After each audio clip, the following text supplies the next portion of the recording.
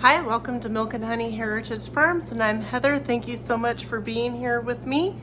Today I am doing an open collaboration called Grow It, Cook It, hashtag Grow It, Cook It, hosted by Tina at Life at the Piedmont, and it's anything that you've grown and you turn into some kind of a dish. So I take you along and I show you me picking my rhubarb, and we're gonna make rhubarb crisp. Dun, dun, dun, dun. And don't mind my dinner I just finished making back there. We're going to focus on the rhubarb crisp. Okay, so I pulled my stalks of rhubarb. The leaves are very toxic to humans and animals, but if you put them in a kettle full of water and boil it for a few minutes and then put it on simmer for like 5 to 10 minutes, you can then strain all the bits out and use it as a bug spray, but do not eat the leaves.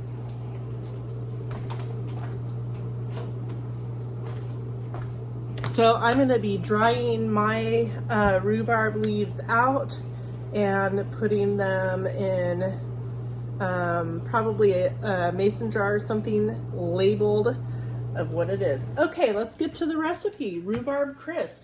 So what I have here is my diced up rhubarb. I have about a cup and a half. I'm going to make, for the main ingredients, you'll want to have about a cup and a half to 2 cups of rhubarb cut up in small pieces, zest of orange, zest of lemon. It doesn't say how much. This is from a North Dakota Family Heirloom Cookbook. Also, you will do 2 tablespoons of fresh lemon juice, which I squeezed fresh lemon juice from the lemon that I used to zest. So I've got that, and that's going to be mixed in with the rhubarb in a casserole dish that you're going to be using.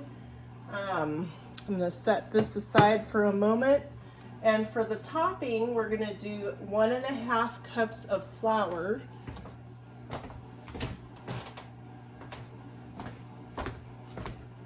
I'm kind of getting crammed up here. 1.5 cups of flour, whatever type of flour that you use. 3/4 cup of white sugar, and 1/2 teaspoon of table salt. Let's get the 1/2 tablespoon of table salt. Remember, when you open your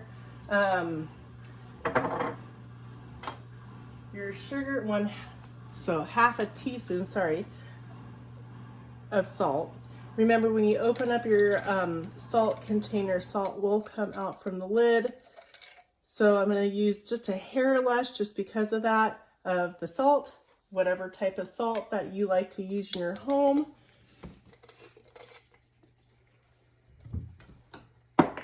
And then let me grab my oatmeal and my unsalted butter. All right, so I have in here, I can't speak for some reason all day today. So 1 cup of oatmeal. I did an oatmeal mix that has some nuts in it. You can just use straight oatmeal. Also, I am going to I added in 1/2 pound of butter, softened butter. And then what we're going to do is we're going to make light brown molasses in 3/4 cup of sugar. So I'm making homemade light brown sugar with molasses. You can buy your brown sugar already made at the store if you want. You can use a high-speed mixer to do this, and then you just with the mixer it goes quite a lot faster, but if you don't have a mixer, you can always just use a fork like this, and it just takes a little time. I need some space here. All right, And you just mash the molasses down into the sugar. And you just keep going around and around until it's nicely incorporated. You don't have to get it perfect because it is going to melt into the Rhubarb Crisp. Now you could do a rhubarb strawberry crisp where you add half the amount of rhubarb, half the amount of strawberries. So there's a strawberry rhubarb crisp that sometimes people make. That's delicious. I'm just straight up doing the rhubarb. So again, I'm just going in circles and mashing the molasses down to make my light brown sugar. Again, you can buy this at the store. You don't have to do this, but instead of having to store brown sugar, if you don't use it a lot, why not just make it out of regular sugar and some molasses? Pretty easy, whatever brand of molasses you want. If it calls for a darker molasses, you just add a little bit more molasses. If it calls for a light brown sugar in the dish that you're doing, just use a little less. Just pour a little at a time until it looks the right consistency. All right, so we've made brown sugar. This is all the toppings that are gonna go on top of our rhubarb crisp. I'm gonna add the brown sugar into the mixing bowl, and then I'm gonna set this aside while we bring the casserole dish over. Okay, we're gonna preheat the oven on 350. Make sure there's nothing in your oven. Sometimes you know how we forget to pull things out. I am gonna use the same fork that I used for the brown sugar. Again, it's all going in the same dish. So I've got the zest of lemon, the zest of lemon, zest of orange, and then I have 2 tablespoons of lemon juice mixed in with, what is this? How much sugar? Half a cup of sugar. I also put in, I'm looking at my recipe, sorry guys, 1 teaspoon of nutmeg.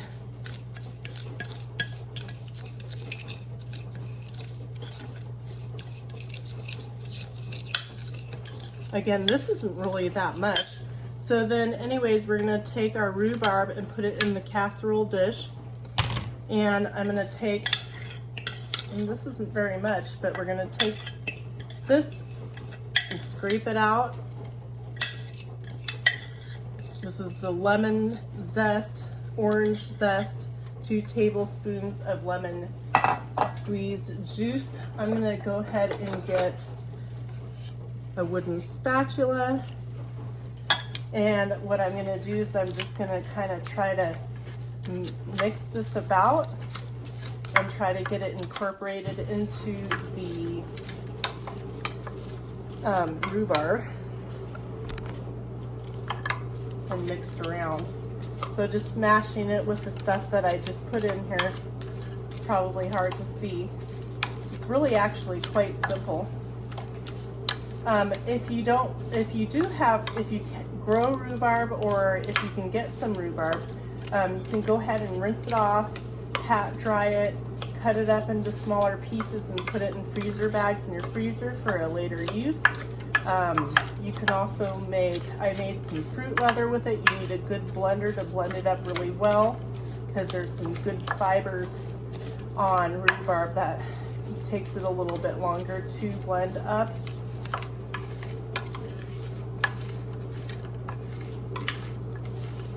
All right, so that's about as mixed as we're gonna get. You're gonna wanna kind of disperse it so that it's somewhat evenly. Okay, and then I'm gonna take my topping, which is the flour, sugar, oatmeal, brown sugar, and butter, and I'm gonna mix. So I'm gonna, yikes, move my casserole dish to the side once more. and get this bowl, and I'm gonna mix all this topping in together. And I'm just kind of mashing everything together. If the butter doesn't get quite mixed in, it's going to melt into the recipe as it bakes. So continue to keep mixing it. And you're gonna wanna cook it in your oven at 350 degrees for 1 hour. Again, this is an open collaboration with Tina over at Life in the Piedmont. Tina has all kinds of great recipes that she does. She enjoys being in the kitchen, but she also does do other types of things like gardens and crafting and things like that. So go ahead and give her channel a check out if you haven't seen it yet. And if you like this recipe that I'm doing, please share it out. Give me a thumbs up and subscribe if you haven't already to see what I'm going to do next. You never know. So right now I'm just kind of mashing the butter. My butter's soft. It's not, you can melt it a little bit if you want to. Not a big deal. Or if you pull it out in advance and let it sit out of the refrigerator or the freezer, wherever you keep your butter, let it sit out and get softened, really soft. But it's not a big deal. Just as long as you don't have giant chunks, that way you can evenly put it over the rhubarb. Make sure that you get the bottom and the sides mixed. You always want to mix everything that you make well, so that way it's well incorporated and the flavor for everybody is more enjoyable that way.